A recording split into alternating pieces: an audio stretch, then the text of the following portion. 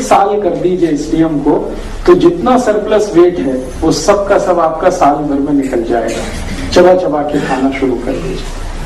इतना सिंपल है और लेकिन बहुत इफेक्टिव है। मैंने इस छोटे से नियम का हजारों लोगों पे परीक्षण किया है पिछले 12 वर्षों में, और इतने अच्छे परिणाम हैं जो किसी दवा के नहीं।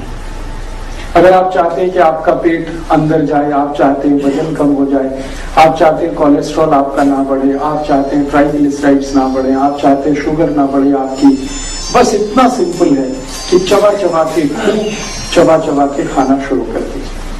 चबाने के लिए 2-3 दिन आपको बस इतना ध्यान रखना पड़ेगा कि रोटी का एक टुकड़ा मुंह में डाला तो गिनकर उसे चबाइए, गिनते जाइए, और 32 बार हो तब उसको अंदर लेके जाइए। 2 दिन बस करना पड़ेगा आपको।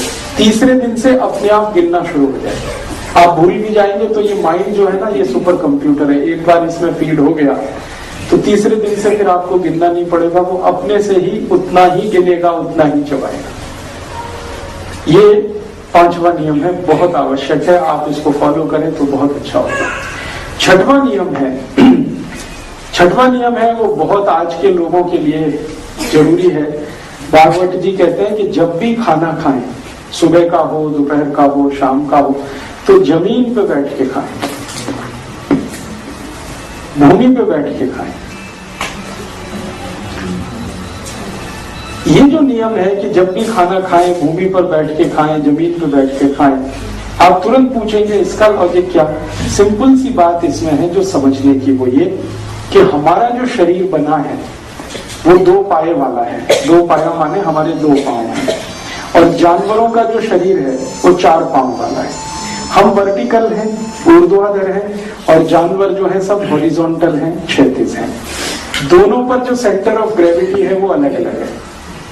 हमारी जो पृथ्वी है, हमारी जो धरती है, इसमें एक ताकत है, एक बल है, एक फोर्स है, जिसको हम सब कहते हैं गुरुत्वाकर्षण बल, फोर्स ऑफ ग्रेविटी।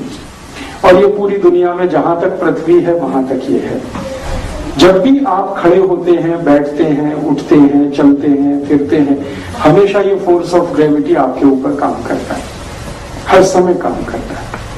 जब आप बैठे होते हैं तो एक आसन होता है जिसको योग और प्राणायाम में कहा जाता है सुख आसन।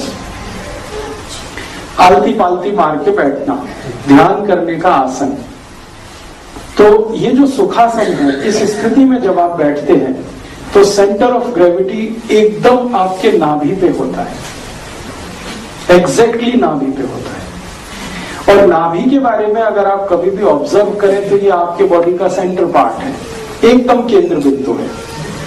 आप जानते हैं, एक मोटी सी बात कहता हूं कि जब भी सेंटर पार्ट पर या सेंट्रल कोई भी बिंदु है वहां पर जब फोर्स लगता है तो इक्वली डिस्ट्रीब्यूट होता है वो सब जगह। फिजिक्स की एक छोटी सी जानकारी है जो मैं यहाँ पे यूज कर रहा हूं कि अगर केंद्र बिंदु पर कोई ताकत लगेगी तो वो हर तरफ बराबर मात्रा में डिस्ट्रीब्यूट होगी। तो हम जब बैठ जाते हैं सुखासन में, सेंटर ऑफ ग्रेविटी हमारे नाभि पर केंद्रित हो जाता है, तो पूरे शरीर में उसकी ताकत बटी हुई रहती है। और दूसरी बात क्या है जो समझने की है कि सेंटर ऑफ ग्रेविटी चूंकि नाभि पर है, हर एक फोर्स जो होता है, हर एक बल जो होता है, उसकी कुछ चार्जिंग कैपेसिटी होती है। वो चार्ज करता है, आवेशित करता है हर चीज को। तो सेंटर ऑफ ग्रेविटी अगर नाभि पर है तो नाभि चार्ज होती है, आवेशित होती है। नाभि के बिल्कुल पड़ोस में जठर है, एपिगैस्ट्रियम, तो एपिगैस्ट्रियम उससे चार्ज होता है। एपिगैस्ट्रियम की चार्जिंग का मतलब है उसमें अग्नि ज्यादा होती है, और अग्नि ज्यादा होने का मतलब है डाइजेशन के लिए पेस्ट अच्छे से बनता है, और पेस्ट अच्छा बनेगा तो रस अच्छा बनेगा, रस अच्छा बनेगा तो मांस मज्जा रक्त वीर्य जो मैंने कल बताया वो अच्छे से बनेगा, और वो अच्छे से बनेगा तो लाइफ आपकी डिसीज फ्री है। इसलिए आयुर्वेद में कहा गया, अष्टांग हृदय में कहा गया कि जब भी खाना खाएंगे तो जमीन पे बैठ के खाएं। अब आप बोलेंगे कि हमने डाइनिंग टेबल लाया हमारे घर में, क्या करें? डाइनिंग टेबल बड़ी विचित्र चीज है, इसके बारे में अगर हम थोड़ा समझ लें तो बहुत अच्छा होगा। हम में से किसी ने भी अपने घर में अगर डाइनिंग टेबल लाया है तो कोई दिमाग लगा के नहीं लाया कि हम इसको क्यों ला रहे हैं। ज्यादातर घर वालों को मैंने पूछा है कि भाई आपने डाइनिंग टेबल लिया तो उसके पहले कुछ सोचा होगा कि इसको लाना है तो क्या करना है, क्यों लाना है, इसका यूटिलाइजेशन क्या है। अरे 1000 लोगों को अगर मैंने पूछा तो 999 ने जवाब दिया कि हमने तो इसलिए लाया कि स्टेटस सिंबल है। घर में लगता है कि भाई स्टेटस बड़ा है अगर डाइनिंग टेबल है तो। हमने कभी नहीं सोचा कि ये डाइनिंग टेबल उन लोगों के लिए है जिनकी हड्डियों के जोड़, जिनको जॉइंट्स आप कहते हैं, वो स्टिफ होते हैं, उनमें फ्लेक्सिबिलिटी नहीं होती। फॉर एग्जाम्पल अमेरिकन लोग, यूरोपियन लोग। अभी थोड़े दिन पहले स्वामी रामदेव जी अमेरिका गए।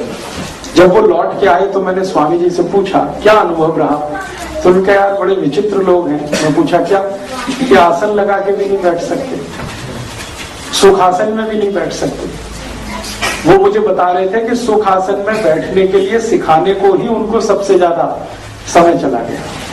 तो मैं कहा वज्रासन, उन्होंने कहा वज्रासन की तो कल्पना ही छोड़ दो तुम कि वो बैठ पाएंगे कभी। और स्वामी जी कहते थे कि जब भी मैं कहता था भाई आसन लगा के बैठो सुखासन में, जैसे मैं बैठा हूं, तो कहा किसी के पांव ऐसे निकले हैं, किसी के ऐसे निकले। परफेक्ट कोई भी सुखासन में बैठ नहीं सकता, वज्रासन तो बिल्कुल नहीं बैठ पाते। कारण एक ही है कि उनके जॉइंट्स जो हैं वो बहुत स्टिफ हैं, कड़े हैं। क्यों? क्योंकि उनको स्लोवियल फ्लूइड बहुत कम है जॉइंट्स में। हर एक जॉइंट्स में आप जानते हैं लुब्रिकेशन के लिए स्लोवियल फ्लूइड होता है, ईश्वर का बनाया हुआ, प्रकृति का दिया हुआ। हमारे भारत के लोगों का ये बहुत अच्छा सद्भाग्य है कि वो भारत की जलवायु में है, इसलिए उनके जॉइंट्स में स्लोवियल फ्लूइड बहुत है, बहुत फ्लेक्सिबल जॉइंट्स हैं हमारे। हम जैसे चाहें अपने को मोड़ कर बैठ सकते हैं, बशर्ते कि वजन ज्यादा ना बढ़ा हुआ हो। लेकिन यूरोपियन और अमेरिकन लोगों को ये बहुत तकलीफ है, ठंड में बहुत रहना पड़ता है। मैंने कल आपसे कहा 6-6 महीने सूरज के दर्शन नहीं होते उनको, 6-6 महीने बर्फ रहती है, -30 -40 टेम्परेचर होता है। तो ज्यादा बर्फ में रहने से, ज्यादा ठंड में रहने से स्लोवियल फ्लूइड बहुत कम बनता है, तो जॉइंट्स बहुत कड़क हो जाते हैं। इसलिए उन्होंने कुर्सी बनाई है, या कुर्सी का इन्वेंशन किया, या डिस्कवरी की, जो भी आप कहें। कुर्सी उन्होंने इसलिए लाई कि वो बैठ नहीं सकते जमीन पर, और मेज लाई फिर उसके साथ, और उनकी मजबूरी के लिए वो यूज करते हैं मेज कुर्सी, माने डाइनिंग टेबल पे डिनर और लंच वो करते हैं। हमने उनकी नकल करके हमारे घर में लाई और हमारे घर में आ गई। अब हमने उसको स्टेटस सिंबल की तरह से इस्तेमाल करना शुरू किया है। और माफ कीजिएगा ये बात कहने के लिए कि जब से हमने डाइनिंग टेबल पे खाना शुरू किया है, तभी से हमारे पेट बाहर निकलना शुरू हो गए, क्योंकि हमारे लिए वो प्रॉब्लमेटिक है। हम जब जमीन पे बैठते हैं सुखासन लगा के, तो उसमें बंद लगता है। बंद आप समझते हैं, ब्लड का फ्लो रुक जाता है, जंघाओं से नीचे ब्लड नहीं जाता। जब जमीन पे सुखासन लगा के बैठ जाते हैं तो सारा ब्लड मैक्सिमम स्टमक रीजन में रहता है, तो खाने के लिए सबसे ज्यादा ब्लड यही चाहिए पचाने में मदद करने को, तो मैक्सिमम ब्लड हमें यूज होता है। जब हम कुर्सी पे पांव लटका के बैठते हैं या खड़े खड़े खाना खाते हैं, तो सारा ब्लड नीचे तक जाता है, वो स्टमक रीजन में रुक ही नहीं पाता, तो ब्लड का यूज कम होता है, तो पाचन बराबर नहीं होता, डाइजेशन परफेक्ट नहीं होता, इसलिए हम लोगों को तकलीफें बहुत होती। तो मेरा आप सबसे एक रिक्वेस्ट है कि जिनके भी घुटनों में दर्द नहीं है, जिनके भी घुटनों में दर्द नहीं है, वो कोशिश करें जमीन पर बैठ के खाने की। एक आसन खरीद लें, आराम से बैठे जमीन पर, आलती पालती लगा के और खाना शुरू करें। लगातार आप कर लीजिए, अपने आप देखेंगे 5-6 महीने में पेट अंदर जाना शुरू हो जाए अपने आप, बिना किसी एक्सरसाइज के। और दूसरा फायदा क्या होगा कि आपके बॉडी में स्लोवियल फ्लूइड और जो फ्लेक्सिबिलिटी है वो दोनों ही बढ़ेंगे, जॉइंट्स में पेन कम हो जाएगा।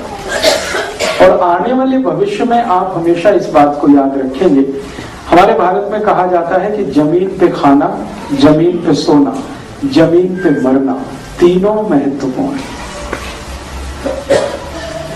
भारत में जब मृत्यु होती है ना, तो जमीन पे ही लिया जाता है उसको, क्योंकि शास्त्रों में कहा गया है कि जिनकी धरती पर मृत्यु है उन्हीं की मृत्यु अच्छी है, बेड पे मृत्यु अच्छी नहीं मानी जाती। सारे बुजुर्ग लोगों को इस बात का ध्यान रहता है। मेरे दादाजी का स्वर्गवास हुआ था मेरी आंखों के सामने, तो बार बार वो मुझे ये बोल रहे थे कि जैसे ही मेरे प्राण निकले मुझे जमीन पे ले लेना। मैं बोला क्यों, इतना अच्छा तो बेड है। उन्होंने कहा बेड पे मरते नहीं।